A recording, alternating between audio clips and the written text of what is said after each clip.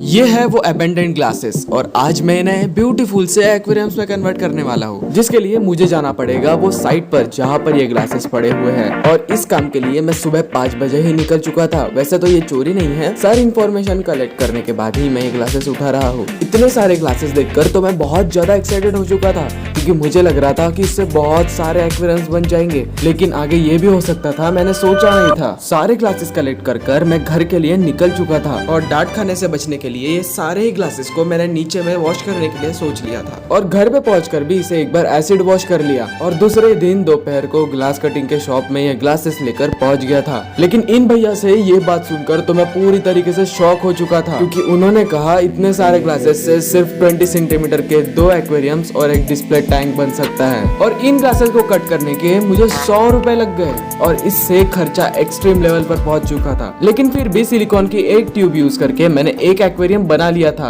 और दूसरे टैंक के आधे काम में ही सिलिकॉन खत्म हो चुका था और अभी भी फिशेस खरीदना भी बचा ही हुआ था, जो कि एकदम चैलेंजिंग वीडियो रहेगा, जो कि हम पार्ट 2 में देखेंगे। सब्सक्राइब कर लो।